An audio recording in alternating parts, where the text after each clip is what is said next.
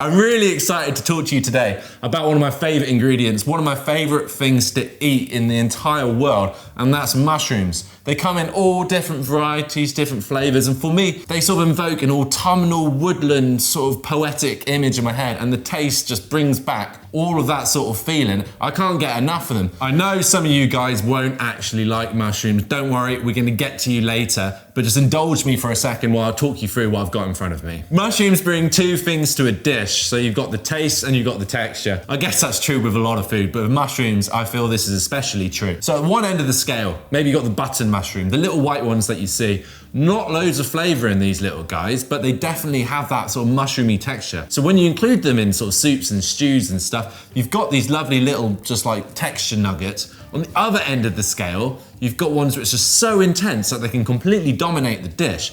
For example, porcini mushrooms, or ceps as they call them in France. The flavour is so distinctive that if you use them, there is no mistaking that that is the main taste of the dish. One of my favourite things I've ever eaten was porcini mushrooms and wild boar. This was in Italy, and the whole notion of like the mushrooms grown in the same woodlands as the wild boar. For me, of course, it's going to taste good together. This might just be a romantic notion, but it's one of the reasons why I love food. With this in mind, when you're cooking dishes from different regions, different parts of the world, try and source the native varieties, and this will just give your food, give your dishes that next level of authenticity. Cooking mushrooms perfectly every time is actually harder than you think, and the reason for this is mushrooms contain a really high moisture content. When we cook them, what we want to achieve is like a caramelized outside. We want to kind of cook out the moisture, but if you overcrowd the pan, if you don't have your pan hot enough, if you season with salt at the beginning too much, what you'll do is you just suck all the moisture out, and then they'll just kind of broil in their own liquid. So what you'll be left with is like these chewy little mushrooms, which no one really likes. Today's hack is something a bit special,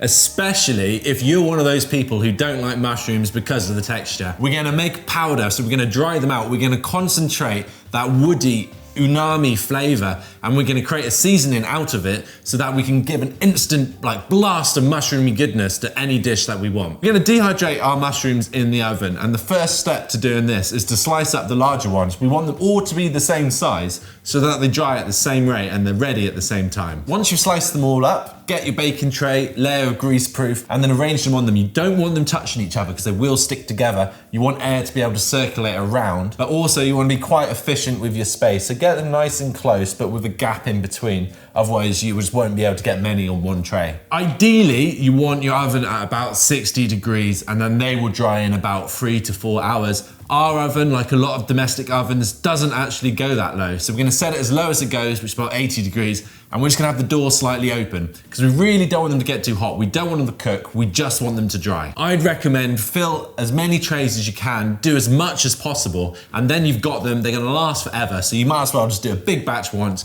use them all, and then do another batch 6 months down the line. We've done quite a lot of this sort of video over the last 12 months of Veg Hacks. Preserves, pickles, ferments, and now with this dehydrated mushroom powder, we're adding another sort of great ingredient to our kitchen that we've actually made, we've invested time, care, and attention into, so that when we use it in our cooking, there's that little bit more love, there's a bit more, there's a bit more pride in the food that we're serving ourselves and our friends. These have been in the oven now for about 4 hours-ish. I've been turning them regularly because you really want them to dry evenly. They will start to feel pretty dry, but they'll still have a bit of moisture in. So the way you know they're dry is they will snap like a cracker, because you really need there to be no moisture. If there's any moisture left in them, then they will not store properly and they'll mold. Get yourself a spice grinder. These are not exotic items anymore. Even my mum's got one. They're cheap, readily available, so get it. It will work okay in a food processor, but this is the only way you can get a really fine powder. Get your mushrooms in the spice grinder. The trick when you're grinding spices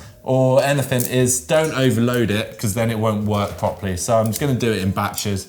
What's the rush? Take your time and do it properly.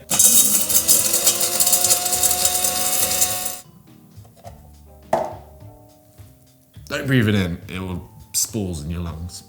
This is a prime example of doing something yourself at home. It's so much better. Get the fresh mushrooms. You're in control where you get the mushrooms from, what variety of mushrooms, dry them out, grind it into this powder. If you just buy it from the shop, you don't know what's in it. If you do this thing yourself, it's just another little skill that you've got to call upon when you need it. You might be wondering why bother grinding it into powder and not just using dried mushrooms? Well, a lot of recipes do use dried mushrooms. For example, mushroom risotto. And the process is you soak the mushrooms, you sort of hydrate them, and then you use not only the stock which comes out of it, but actually the mushrooms as well. And the problem with this, the texture of rehydrated mushrooms is quite slimy. So if you're not a fan of the texture of mushrooms normally, then you're certainly not gonna like this. The beauty of mushroom powder is you can add it to stocks, you can make dashies, soups, broths, you can use it as a seasoning on your eggs, and you get that amazing, earthy, woodlandy, really sort of punchy mushroom flavour, and no sort of unpleasant texture in the slightest to worry about. Mix this with a bit of salt, bit of pepper,